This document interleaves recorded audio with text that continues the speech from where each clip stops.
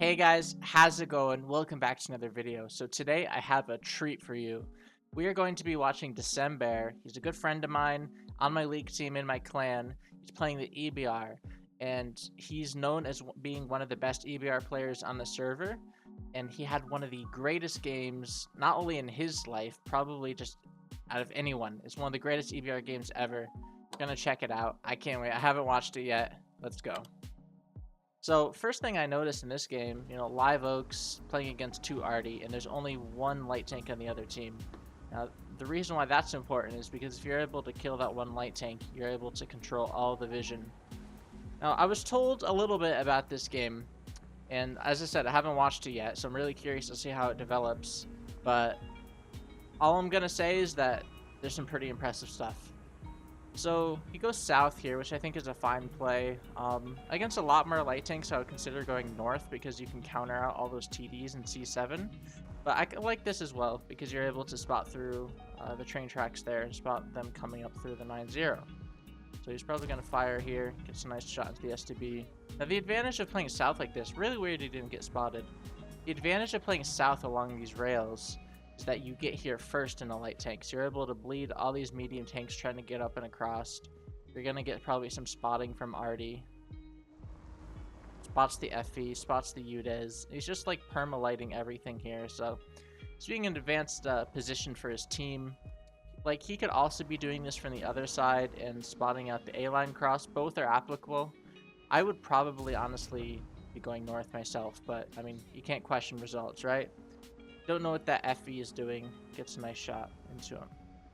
Now, the EBR is one of my favorite tanks. I think it's one of the things I'm known for is playing the EBR and light tanks. And it's interesting to me because I've known December for a bit and he's picked it up rather recently. Actually, I think I got rated really high in the leaderboards. And when December saw that, he kind of took it as a challenge. So he's been grinding this tank. I think he was doing it this session to try to pass me in the leaderboards. So it's interesting to see like the different play styles because how I play the EBR is I'm really often looking for damage. Wait, did the IS-4 drown? Wait a second. Oh my gosh. Puppies. Anyway, it's interesting to see how different playstyles work it because I know that he likes to run CVS and really use that vision to accentuate damage. In my case, I really like to play it almost in a way like a sniper because you can just get to really advanced positions and shoot people from the side and at range as well. And you have a really good gun for it. I just love the gun on the EBR. Even though the tank was nerfed, the gun is still really nice. You can see that 390 alpha exactly.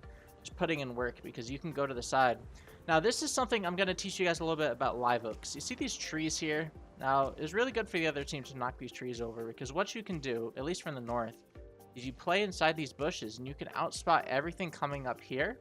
So even as like a medium tank, you could sit in that bush, knock the tree over, and you'll be double bushed and you can get shots into here. Now December is using that to his advantage from the other side because what he's doing is he's going up to this bush here and getting nice side shots into the E5. Okay, so he's making the right play here, going in for the damage. Does he poke over on the STB? Because there could be tanks behind him. Knowing December, he's probably going to do it. Sees he's a one-shot, nice. He played that pretty decently. Alright, now what I would do next is that Manticore is going to be in his base, right? That's not an issue. I would cross under the bridge and go in this area over here. He's looking for the kill in the STB. I think he's delaying a little bit too much here. Okay, he's pushing up the 0 line. What this allows him to do is see these trees are knocked over. There's obviously a tank there. Yep, it was the Arty, FE as well. So he basically did the same thing I was going to do, just in a little bit different pathing. He jumped the rails, which does put him at a little bit of a risk of getting shot. But he should be alright. So this is the place I was going to play. He's getting really nice spotting in this FE. And he hasn't taken any damage yet, which is really impressive considering how advanced he's been in with his positioning. Right up in the face of people. No one shot him. Okay, so it must have been that bat shot and the FE here that were... Okay. Knocking over those trees. So you can really use like a terrain landmarks like that, seeing a tree get knocked over to get an idea where people are. So he's just circling, trying to create vision. He's a little close for my liking. I feel like he could be getting these same angles a little bit farther back. Or Okay, doesn't pen the FE. Or he could be trying to play these bushes here to just get perma-lights on them. My issue of this positioning is that if he does get lit, he just gets derped by the FE and he could full die. So that's one thing I like about December's playstyle. He's a very aggressive damage dealer. And what I mean by that is he's like totally willing to get up in the face of people, be in a bush, fire his gun, and then get out of there using the mobility. That's something people used to do a lot more before the EBR was nerfed, because now when you do it a little bit more, you're much more at risk for taking damage. It's just how it works now. I think that's a good thing. Wargaming nerfed this tank, and I'm talking a lot about the nerfs, but I'm not really explaining what the nerfs were. All right, so a couple things. This tank got nerfed. First thing, the gun was nerfed. The accuracy was nerfed. The pen was not nerfed. The alpha was not nerfed. Just the accuracy. So, okay. Basically, it's a little bit harder to hit shots on the move. Before, you could just fire it 95 kilometers an hour, hit your shot a lot of the time. You have great shell velocity in your APCR, so it would just be really ridiculous for hitting shots on the move. So they made your moving dispersion a lot worse. Nice shot to the grill here. Next thing they did is they made it that when you get your wheels damaged, think about a typical tank, right? Like, let's think of a T100. Get shot in the track in the T100, most of the time your track is going to come off. It's going to completely immobilize you, and you're going to stop. Now, the advantage that the EBR had was that it would take a shot to the wheel. You have a rep kit, instantly pop that rep kit, you're still going full speed, right? Now, when you get shot in your wheels after the nerf, each wheel basically slows you down a lot more if it's damaged. Nice use of the trees here to keep him from being spotted. Very good map knowledge there. So you can still use your repair kit to fix your wheels, but it's going to slow you down initially a lot more, so you have to be really quick with making sure that you use your repair kit. And then if you don't have a repair kit, it's going to slow you down to half speed or potentially more. So you have to be really knowledgeable about your positioning. So he's doing a little bit more of the older type of game style where pushing up, doing a lot of damage, and spotting at close range, and then trying to run away. My playstyle has become a little bit more passive, as I said, you know, bit of a mobile sniper, if you will. Honestly, it's sort of like the tier 8 premium EBR, how I like to play the tier 10 now.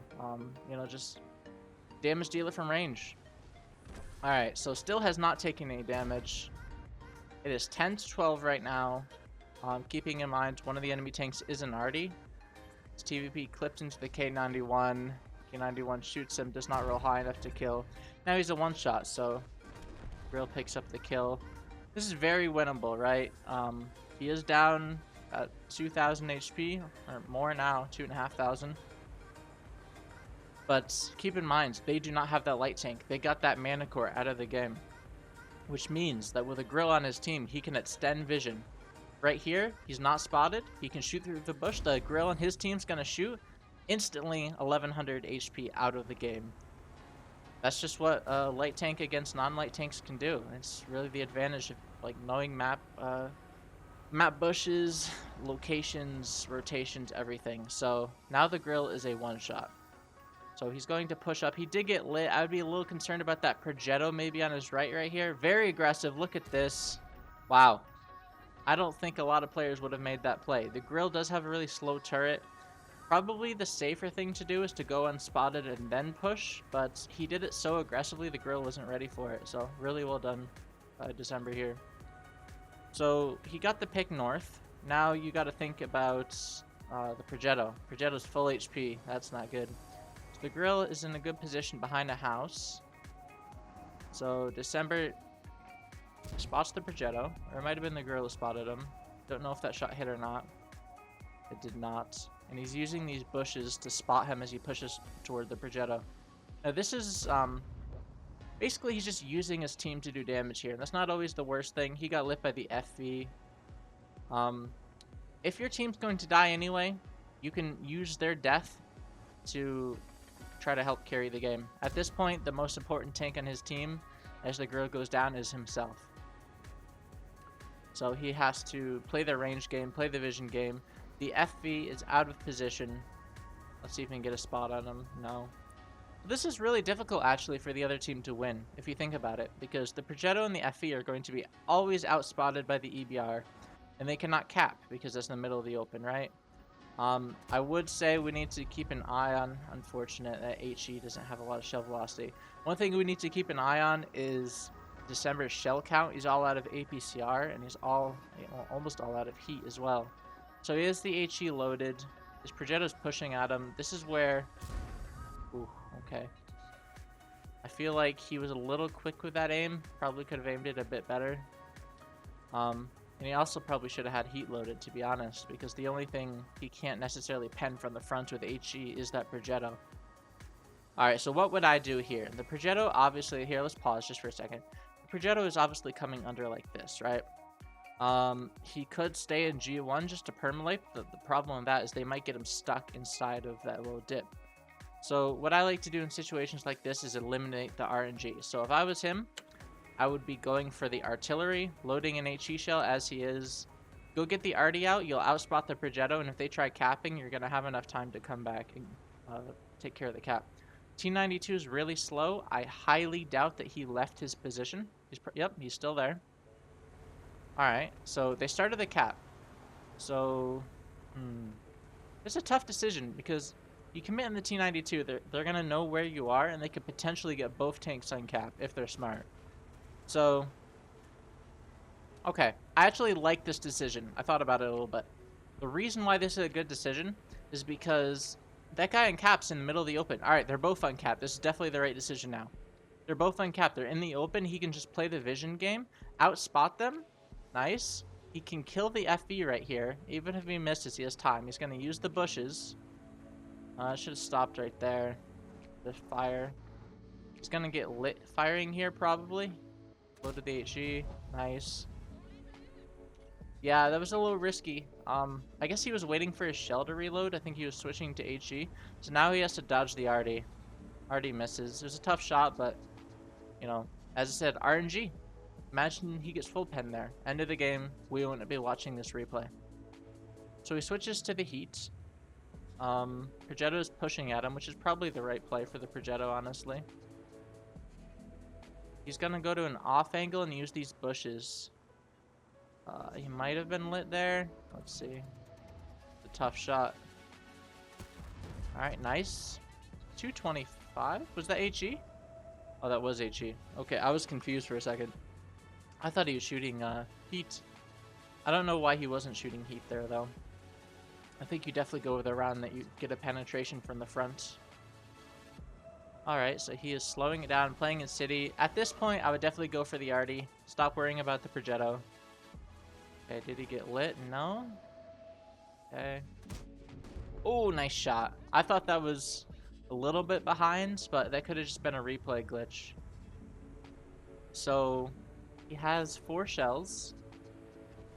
I think what some people might do here, I don't know if he's going to go for it, but the game is all but won. Unless he gets full pen by the T92, and I think the T92 actually has enough alpha to kill him. But what a lot of players might do here is shoot their shells and then go kill the T92 with their final shell to get that Fadin's medal. So, let's see. Is he going to do that? He got lit by the arty. That's actually really funny. So he has to hide here. I don't know. Is he going to go for the Fadins? What do you think? Arty fires. Okay. 480 sits. So he's still another shot. If he wants to go for it, he could just sit behind him and shoot away if he wanted to. Is he gonna ram? No. Switching to heat? Yeah, he's going for the Fadins. I knew it. Well done. That's the cool thing to do. Like, some of them I look at it as, like, he's BMing this T92. No, he's just trying to get a medal. A really rare medal. So if you don't know what the Fadin's medal is, the Fadin's medal is when you fire every single shell in your tank, and the final shell is used to kill the final enemy. So it's a really rare medal. You can sometimes like shoot a couple of your last shells out at the end of the games to get it. Really good game here. I really enjoyed it. He did 10,000 damage in the EBR. If you look at the after battle, he actually did 10,000 damage. Look at those stats though. 10,000 damage, 3,400 assistance. He had some blind damage. Crazy game. One of the greatest games that EBR I've ever seen. And the most important thing, he didn't take any damage. That's impressive to me. That he fought the entire game, close range, using the bush mechanics as well, and he didn't take any damage. So really well done to December. That was really impressive. Honestly, I'm gonna have to go talk to him about the game after this recording. All right, well, I hope you guys enjoyed it. If you liked the video, leave a like. Make sure you sub to the channel. It really helps me out. I'm working on getting Twitch partner, so I'll leave the link down below if you haven't watched my Twitch. We're so close. We finally met the threshold. So I hope you guys really enjoyed the video. Peace out.